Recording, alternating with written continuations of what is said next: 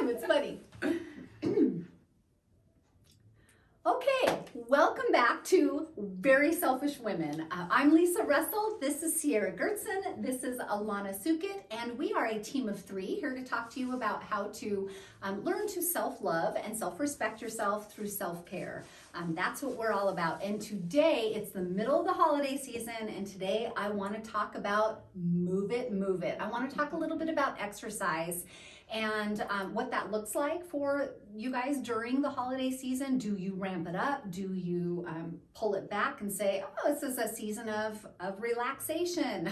Anyone who says that at the holidays, I'd like to meet you. So just want to hear about, like, what do you do during the holidays? Do you stick to a normal exercise schedule or do you ramp it up? What do you do, and do you offset for what you eat?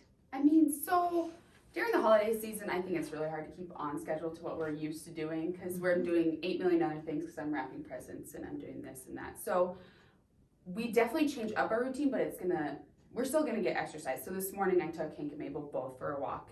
Those are dogs. Which we don't always do every week because they get so much exercise, but it was a good way for us to change it up.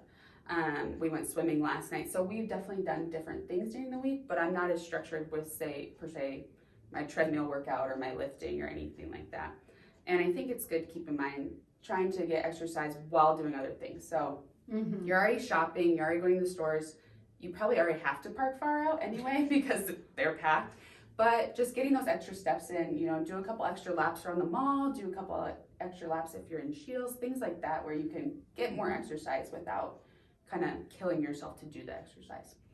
Like cleaning your house for your visitors. I know that's what a lot of people are doing this time of the year. A lot of people coming and going, or you're hosting a dinner, whatever it may be. And so all that stuff counts. I mean, you're having to I know I always get hot, like maybe I'm working harder than I need to, but No, vacuuming is serious exercise. This vest comes off sometimes. It's hot in here, but well, interestingly, once again, I'm a little different than both of you in that during the holiday season, I do tend to sort of recommit to my structured workouts because I know that with the holidays comes extra stress and sort of chaos, and I do best in order and structure and routine. So now this morning, it was a beautiful December morning. I got outside, did a little workout out there, but I still hit my treadmill and did my strength training at home because I do better emotionally in the midst of high stress and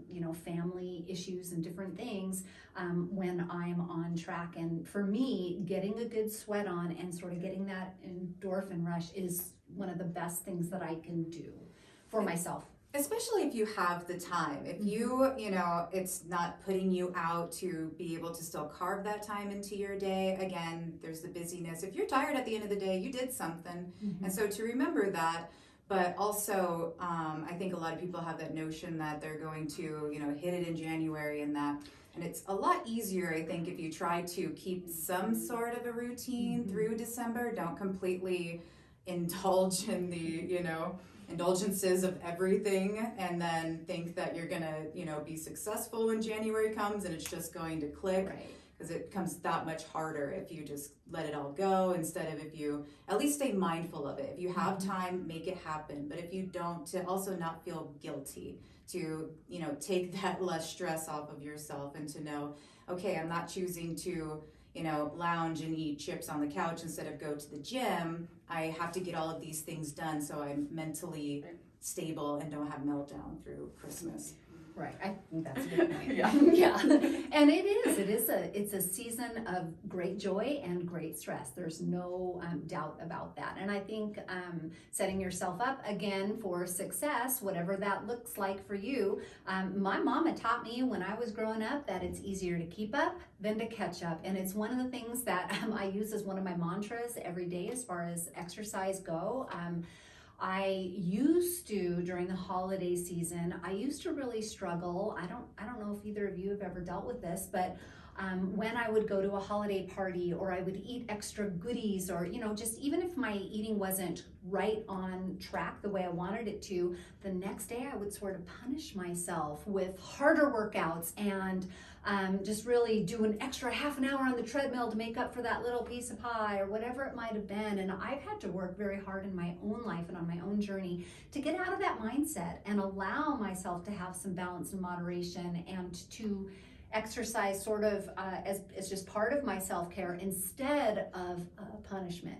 Is that Yes. ring the bells? Yeah, and I think the point too is it shouldn't be punishment. Exercise should be enjoyable, so find something you would like to do. I mean, don't go run on the treadmill if you don't like running. I mean, like I said, I swim. I do all sorts of other cardio that is not running because I'm actually not a runner. And so just finding that balance of what you, I mean, you could do yoga in the morning, Right. make sure you're getting a little bit of sunshine outside, whether whatever it may be to make you feel better is what you should be doing. Yeah. Excellent. Especially this time of year, people, often talk about that seasonal defect disorder. Seasonal effect disorder, Yes. whatever that is. So, exercise is a great way to get and keep yourself out of that funk so that you don't fall deeper into it and all of that. And I think motivation's a little bit harder this time of year. I know when it's cold, you would think, I would think to myself, I should move because that makes me hot and that would be good. But I don't. I think I don't want to move at all because moving is cold for some reason. And so one of my tricks that I often do to myself is I just tell myself I'm going to do the bare minimum. I go in, I'm just going to ride the bike for a while. I'm not going to do anything hard. I'm just going to get there. I'm just going to do it. And then once you get there, you're just so happy that you did and you feel so much better. But we all have to play the mind game with ourselves. So don't feel bad when you run into that. Everybody struggles with motivation. You get out of your habit, you got to get back in. And so that's kind of what one of my little things is. Once you kind of get into the door, get on the piece of equipment, whatever it is, it's all smooth sailing from there. But it's just crossing that barrier often, and then you can usually get moving. That's really good advice, and what Sierra said about, find what you like to do, pick the lesser of all the evils, whatever it is, and really focusing on the benefits of exercise. I mean, your cardio health. I always think about the winter time. Okay, this is going to be such a cheesy little metaphor or whatever, but I do think about spending my winter time really working hard for a bit of a transformation in the spring and the summer so that I am ready to go hiking. I'm ready to do the things that I love to do, but this is, it's still enjoyable, but it is a little bit of the winter, I don't know what you want to call it, it's the putting in my time so that I can really enjoy my outdoor activities that I like to do.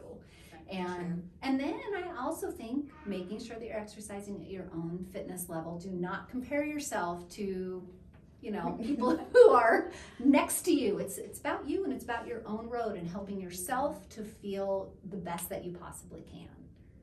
Yep. And I do think that's the important part of exercise. It's for you. It's not for anybody else. It's to make you feel better. It's to make you less stressed. It's so you don't beat someone up at Christmas dinner. Right? You just gotta Truth. That's but yeah, it's all about what your journey and what you want to do. Mm-hmm.